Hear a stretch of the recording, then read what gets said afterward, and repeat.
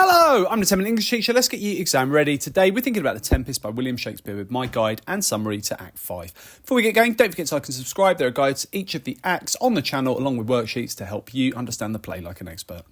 Okay, The Tempest, my guide to Act 5. Let's start by remembering where the characters are on the island at the end of Act 4. So at the end of Act 4, we have got Ferdinand, Miranda and Prospero. They're together. Ferdinand and Miranda have declared their love for each other and Prospero is in approval. So those three characters are together.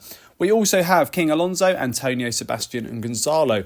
They are together and they have been chased away by Ariel in the guise of a harpy, and they've been made to face their guilt for what they did to Prospero all those years ago, having him stranded on the island. We also have Caliban, Stefano and Trinculo. They are together planning against Prospero in order to take over the island. Ariel has created visions of wild dogs to chase them away and they've run off comically together. So that's where the characters are on the island at the beginning of Act 5 and the end of Act 4.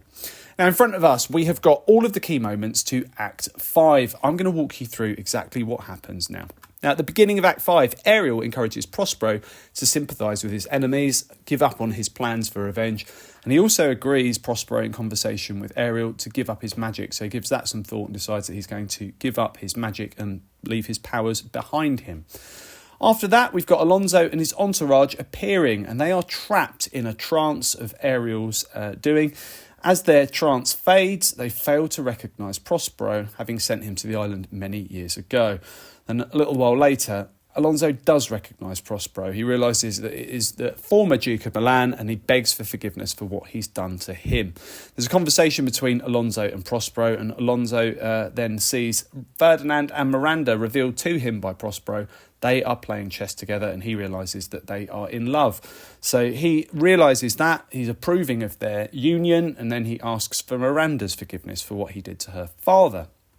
We then have the boatswain and master reappear. We saw them in Act 1 when the ship sank. They reappear and they tell us that the boat has miraculously been repaired and is ready to sail to Italy. So everyone is able to depart, leave the island and return. We hear that this has been Ariel's doing. So the magic of Ariel is responsible for the restoration of the ship.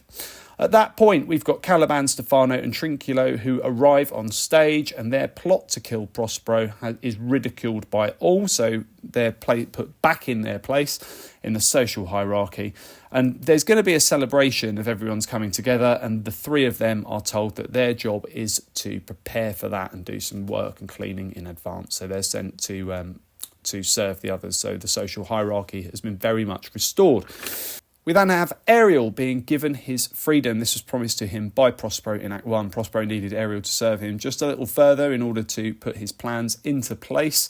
And Prospero tells him to the elements be free. So Ariel was given his freedom.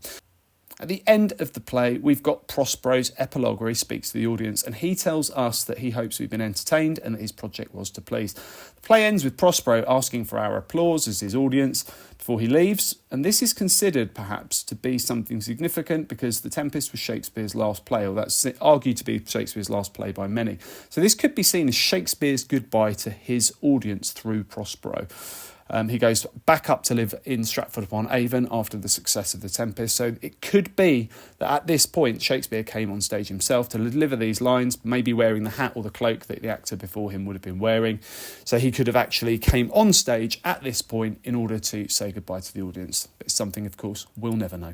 And those are the key moments that take place in Act 5, the final act of The Tempest. Now, if you want to take it further, you can get access to my comic strip along with a worksheet that helps you to write in your own words summary of each of those key moments to help you to be able to order your understanding and organise your knowledge of The Tempest. So all you need to do if you want this worksheet is click the link in the description and you'll be able to save a copy of the worksheets in order to help you further.